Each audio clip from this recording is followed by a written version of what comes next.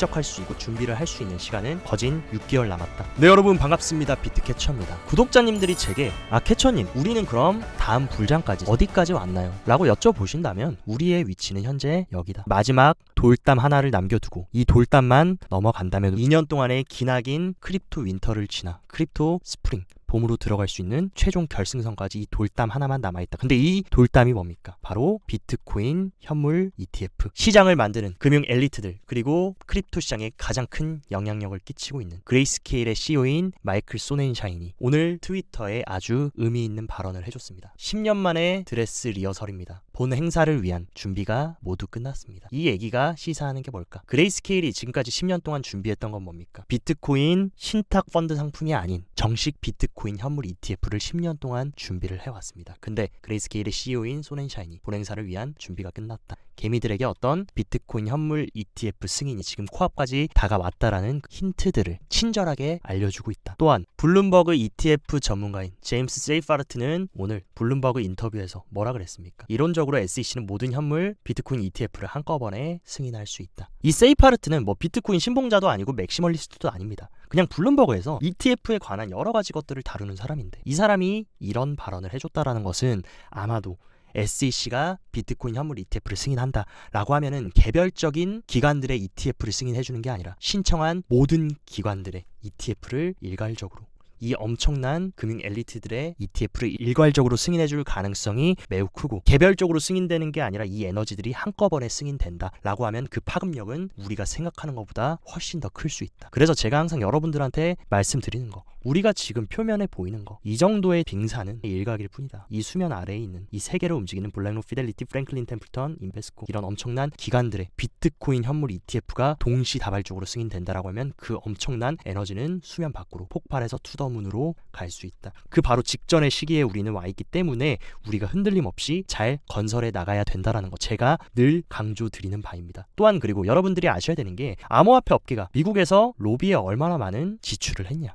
과거 2022년부터 23년도까지 엄청난 돈을, 크립토 시장을 만들어 나가는 마켓 메이커들, 시장을 구축하는 그들은 엄청난 돈을 로비에 사용했다. 그리고 미국은 여러분들이 아시겠지만 로비가 합법인 나라입니다. 근데 정치 쪽에도 엄청난 로비 자금을 지원했다. 왜 그랬겠습니까? 결국에 크립토 시장, 이 가상자산과 블록체인 기술, 이 엄청난 산업을 미국이 삼키고 미국 기관들이 선점하기 위해서, 미국 정부로부터 승인을 받기 위해 결국에 그 정부 아래에 누가 있습니까? SEC가 있다. 그렇기 때문에 게리 겐슬러는 결국 미국 정부와 정치권 인사들의 꼭두각시고, 그들 뒤에는 더 큰 월가의 금융자본들, 그들이 추진하는 거 이제 정부는 수용할 수밖에 없다. 그런 흐름으로 순차적으로 너무나 일괄적으로 그들이 원하는 흐름대로 잘 가고 있다. 그리고 현재 지금 어떤 상황입니까? 아르헨티나 같은 경우는 올해 인플레이션 추정치가 185%. 아르헨티나 차기 정부는 지금 화폐 가치가 완전히 무너져 내렸기 때문에 국가 차원으로 지금 비트코인을 수용하려는 움직임. 엘살바도르 같은 나라가 엘살바도르에서 끝나는 게 아니라 비트코인을 법정 화폐로 채택할 수 있는 그런 국가들이 향후 시간이 갈수록 더 많아질 수밖에 없다. 왜냐? 완전히 인플레이션이 망가진 나라들이 얼마나 많냐. 지금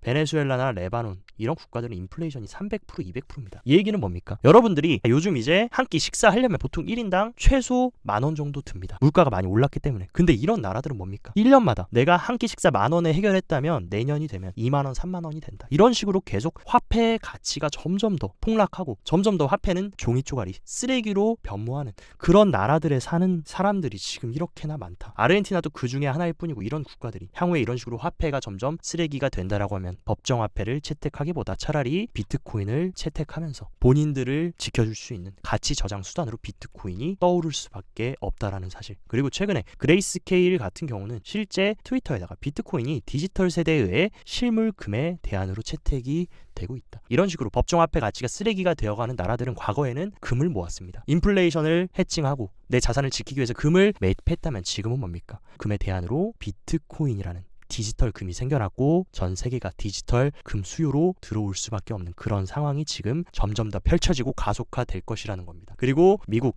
최대의 채굴 기업인 마라톤 디지털의 CEO 프레드 틸 같은 경우도 어떤 얘기를 했습니까? 지금 소매에서 개인들에서 기간 채택으로 넘어갈 거고 비트코인 진화에 대해 논의하면서 기간 채택에서 이제 어디로 가냐? 국가가 다음 채택자가 될 것이다. 그 얘기는 뭐랑 일맥상통합니까? 아르헨티나부터 완전히 화폐 가치가 무너지고 있는 그런 국가적인 채택이 일어날 수도 있다. 지금 기관들의 채택만 해도 엄청난 기대를 받고 있지만 전 세계적으로 신흥국들, 화폐 가치가 무너지고 있는 나라들이 하나둘씩 비트코인을 국가적으로 채택한다 라고 하면 그 파급력은 단순히 우리가 그냥 지금 비트코인 현물 ETF 승인 정도의 수준이 아니라 더 폭발적으로 전 세계적인 비트코인 수요가 상승할 수 있다. 그 시작점에 우리는 위치하고 있기 때문에 그 어느 때보다 지금 우리가 비트코인에 대해서, 혁신 자산에 대해서 주목해야 될 이유는 너무나도 뚜렷하고 명백합니다. 그리고 오늘 새벽 또 어떤 소동이 있었습니까? 갑자기 블랙록에서 XRP 현물 ETF 신청을 했다라는 퍼드가 터지면서 블룸버그 ETF 전문가 에릭 발주나스는 이것은 페이크 뉴스다. 그러니까 속지 말아라.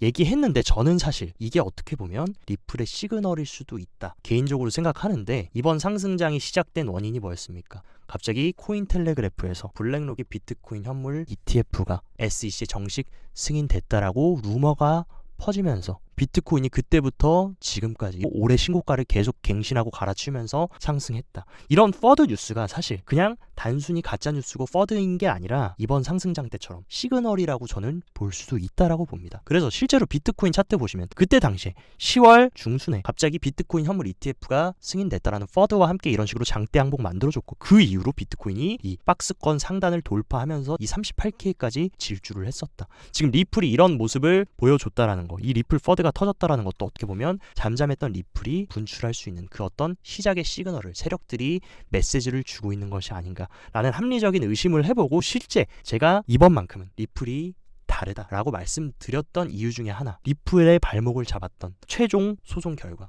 이 소송도 내년 4월까지 법원에서 지시했습니다. 4월 29일까지 최종 완료시켜라. 그러면서 미국 법원이 SEC와 리플 간 소송의 합의를 권고하고 내년 4월까지 완전히 다 끝내버려. 근데 여러분들 아셔야 되는 거, 내년 4월에 뭐가 있습니까? 비트코인의 공급량이 절반으로 줄어드는 크립토 시장의 가장 큰 이벤트인 반감기가 내년 4월에 있다. 공교롭게도 이 암호화폐 시장의 굉장히 상징적인 코인인 리플 최종 종료 기한과 비트코인의 4년마다 오는 이 반감기 일정이 굉장히 일치한다는 거, 저는 분명히 큰 의도가 있다. 그렇기 때문에 내년 4월까지 물론 리플 지지부진할 수 있고 리플 홀더분들은 인내심 없으면 리플 보유하시면 안 됩니다. 근데 여러분들이 정말 잘 인내하고 잘 모아가고 잘 쥐고 갔던 거에 대한 보상, 제가 봤을 땐 내년 반감기와 함께 이 어떤 소송에 대한 실마리가 해결이 되면서 분출할 수 있는 그런 에너지를 충분히 가졌다라고 보고 있고, 저는 이미 여기서 힌트를 줬다라고 생각합니다. BIS의 최고 책임자, 그러니까 국제결제은행, 국경 간 결제의 표준을 정하고 이런 합의들을 이끌어내는 BIS 총 책임자인 어거스틴 카스텐스가 이번에 CBDC는 금융 시스템 혁신의 중심이라고 직접 발언을 해줬는데, 리플의 최종 목표 뭡니까? 리플의 비즈니스의 최종 목표, 이 CBDC 중앙은행 디지털 통화를 연결하는 브릿지가 되는 것이 리플의 최종 목표다. 근데 이 BIS는 최근에 어떤 움직임을 보였습니까? 바로 리플과 국경 간 결제 태스크포스 파트너십을 BIS가 올해 8월에 맺었고, 이 BIS의 파트너사로 들어가 있는 기관이 누굽니까? 마스터카드, 스위프트, 도이치뱅크, 웰스파고 이런 대형 은행들이 다 이 태스크포스에 합류가 되어 있다. 근데 유일한 블록체인 기업 리플. 그렇다라고 하면 CBDC를 향후에 누가 연결을 할 것이고 이 BIS는 누구를 밀어줄지 너무나 명백하다. 그리고 최근에 리플은 매년 하는 가장 큰 연례 행사인 스웰에서 어떤 발언을 했습니까? 국제결제 솔루션으로 개편한 리플 페이먼츠까지 발표를 했다. 향후 BIS가 리플을 밀어줄 것이고 국경 간 결제 표준인 ISO 2002에도 유일한 블록체인 기업으로 리플이 포함되어 있다. 그렇다라고 하면 향후 CBDC가 활성화가 되고 국경 간 결제 브릿지 역할을 리플이 하게 될 가능성이 굉장히 크고, 그 역할을 하기 위해서 리플은 지금 계속적으로 시스템을 만들고 플랫폼을 구축하고 전 세계 확장성을 가져가고 있는 모습. 눈앞에 보이는 가격에만 집중할 게 아니라 리플 투자자분들은 이 수면 아래에 뭐가 숨어 있는지 이것을 캐치 못하면 리플 계속 들고 가기 힘드실 겁니다. 그런 분들은 리플 포기하라고 말씀드리고, 시간이 조금 기다리더라도 엄청난 큰 대분출, 대폭발을 원하시는 분들은 리플 의심하지 말고 중장기적으로 구축해 나가시라, 이렇게 말씀드리고 싶고, 지금 또 굉장히 의미 있는 기관들의 움직임, 지금 7주 연속으로 크립토 펀드로 기관들의 자금이 계속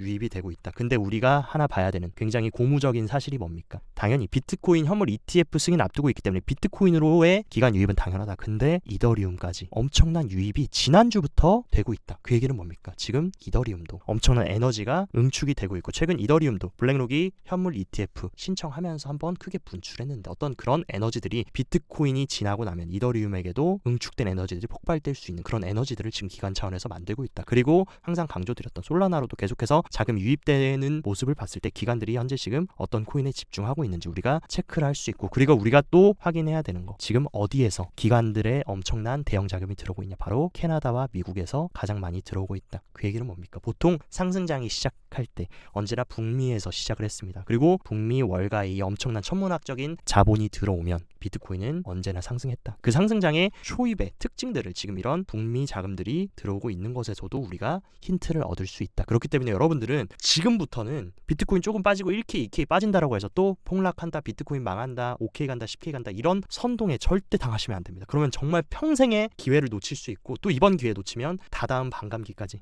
또 5년이라는 시간을 기다려야 되는데, 그렇게 기다리실 게 아니라 여러분들 지금 잘 구축하셔서 다음 상승장 같이 저와 함께 준비해서 퀀텀 점프할 수 있는 그런 기회로 만드시려면 지금부터 준비를 잘 하셔야 된다. 그리고 실제 2023년에만 6만 명이 넘는 비트코인 100만 장자가 등장했는데, 그게 언제부터였습니까? 1월보다 3배 많은 수치였다. 1월이면 1분기보다 지금 4분기가 3배나 더 많다. 여기에 숨어있는 거 뭡니까? 바로 3분기부터 미국 월가 엘리트들과 대형 기관들이 일제히 블랙록부터 피델리티 할 것 없이 비트코인 현물 ETF 출시하겠다라고 발표하고 나서 부자들은 눈치를 챈 겁니다.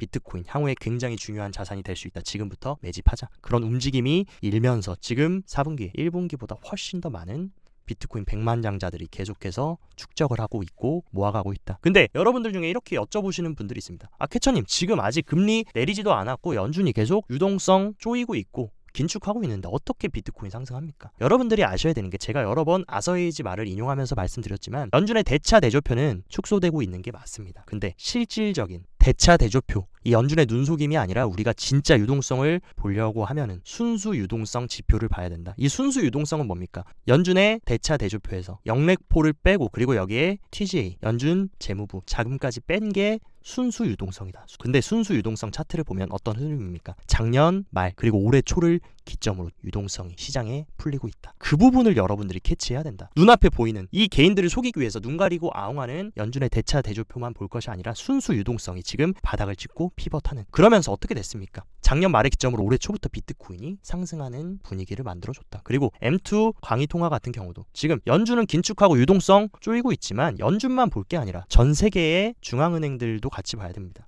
그래서 이 연준의 M2, 그리고 유럽 중앙은행, 그리고 중국의 인민은행, 그리고 일본의 BOJ 중앙은행까지 어떤 흐름입니까? 작년 말을 기점으로 전 세계의 유동성은 사실 풀리고 있다. 돈이 작년 말부터 풀리고 있다라는 거. 연준만 볼 게 아니라 전 세계가 지금 전 세계의 돈의 흐름이 어떻게 가는지를 여러분들이 캐치하시면 비트코인이 왜 내년에 대폭등을 할 수밖에 없고, 여러 가지 비트코인 현물 ETF, 그리고 유동성이 절반으로 줄어드는 반감기, 그리고 미국 대선과 함께 이런 식으로 지금 전 세계 중앙은행들은 사실상 유동성을 풀고 있다. 이것까지 겹쳐진다라고 하면 비트코인, 크립토 상승장의 모든 요건들이 마련이 된다라는 거 여러분들이 꼭 명심하셔야 된다. 캐처님, 그렇다라고 하면 지금 비트코인이 어쨌든 자리를 잘 잡아주고 알트코인들이 순환매가 나오고 있는데 어떤 코인들 우리가 집중해야 하나요? 라고 하면 그레이스케일의 포트폴리오를 좀 잘 보시면 해답이 나와 있지 않을까. 그레이스케일 신탁펀드 프리미엄을 보면 솔라나, 체인링크, 디센트럴랜드 프리미엄이 굉장히 크게 끼고 있는 거 주목해야 되고, 스텔라 루멘, 그리고 베이직 어텐션 토큰과 라이브피어, 그리고 파일코인까지 프리미엄이 끼고 나서 파일코인도, 리플과 마찬가지로 한국인들 애증의 코인입니다. 팟도족 하면서 샀다 하면 빠지는 게 파일코인인데 이번에 이런 식으로 엄청난 프리미엄이 꼈다라는 거 우리가 좀 주목해서 봐야 될 필요가 있지 않을까. 그렇기 때문에 그레이스케일의 프리미엄이 얼마나 끼어 있는지만 여러분들이 체크하셔도 지금 기관들이 어떤 크립토 자산에 눈독을 들이고 있고 수요가 들어오고 있는지 체크할 수 있다. 그래서 이 부분도 잘 체크하시면 여러분들 포트를 구성하시는데 도움이 될 거라고 생각합니다. 그리고 몇 가지 온체인 데이터들도 살펴보자면 지금 시장이 어떤 시장이냐, 장기 홀더와 비유동성 공급량이 미친 듯이 올라가고 있다. 그 얘기는 뭡니까? 과거처럼 비트코인 좀만 오르면 사람들이 내다 던지고 팔고 이런 게 아니라 한번 비트코인 사면 장기적으로 보유하고 있는 홀더들이 이런 식으로 급증하고 있고, 그리고 비유동성 공급, 움직이지 않는 비트코인 물량이 점점 더 많아지고 있다. 그 얘기는 뭡니까? 이제 사람들이 한번 비트코인 사면 손에 꽉 쥐고 놓지 않는다. 그렇게 되면 뭡니까? 하방 경직성은 강해지고 수요가 조금만 들어오더라도 가격은 수요와 공급 폭증할 수밖에 없는 흐름이 펼쳐지고 있고, 또 하나 재미있는 사실,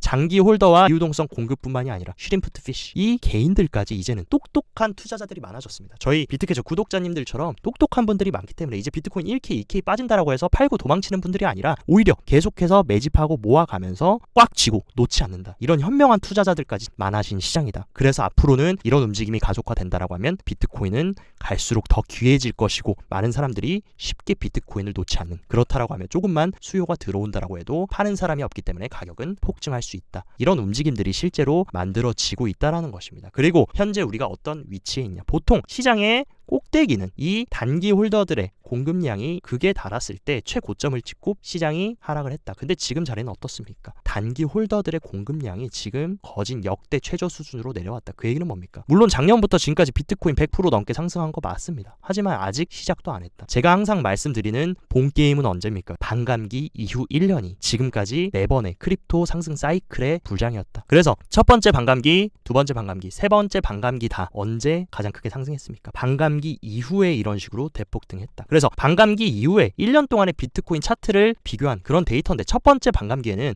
반감기 이벤트 이후 1년 동안 7000%가 상승했다. 그리고 두 번째 반감기 때는 반감기 이후 1년 동안 400% 상승했고, 세 번째 반감기는 600% 상승했다. 그렇다라고 하면 우리는 지금 뭡니까? 반감기 아직 오지도 않았다. 우리는 지금 반감기 시작도 전이고 우리는 여기 있습니다. 그렇기 때문에 본 이벤트는 반감기 이후입니다. 근데 과거의 데이터들을 봤을 때 가장 최근 반감기 이후 1년 동안 600%가 상승했는데, 정말 보수적으로 잡아서 절반이라고만 해도 거진 300%. 그렇다라고 하면 이번 반감기에 여러분들이 준비만 잘 하시면 가장 큰 형님인 비트코인만 사셔도 3배 이상의 수익을 낼 수 있는 그런 시장에 진입하기도 우리는 전이다. 그래서 본격적인 진짜 파티는 언제다라고 제가 계속 말씀드립니까? 바로 반감기 2024년 4월까지 우리가 지금 축적할 수 있고 준비를 할 수 있는 시간은 거진 6개월 남았다. 6개월 동안 여러분들이 어떻게 잘 준비를 하고 구축해 나가고 대책을 세우는지에 따라서 반감기 이후에 대상승 불장이 왔을 때 3배 퀀텀 점프하냐 5배 퀀텀 점프하냐, 그것이 지금 달려있다. 그렇기 때문에 제가 계속 말씀드리는 거, 올해 하반기와 내년 1분기를 잘 준비하시는 게 중요하니까 남들이 뭐라 하던 흔들리지 말고 여기저기 군중심리 귀 얇게 행동하지 마시고 여러분들 그냥 배 힘 꽉 주고 저 비트캐쳐와 함께 계속해서 구축해 나가면 된다라고 늘 말씀드린 겁니다. 목표가 지금 고지가 얼마 남지 않았다. 그렇기 때문에 유종의 미를 같이 거두기 위해서 잘 정진해 나가시길 바랍니다. 오늘도 시청 진심으로 감사드리고 영상 도움됐다 하시면 좋아요, 구독 눌러주시고 더 자세한 투자 전략이나 디테일한 실시간 대응 필요하다 하시면 영상 하단 고정 댓글에 제가 직접 운영하는 텔레그램방 링크 활짝 열어놨으니까 이쪽으로 입장하셔서 정보 참고하시고 성공적인 투자 이어나가시길 바랍니다. 오늘도 시청 감사드리고 여기까지 비트캐쳐였습니다.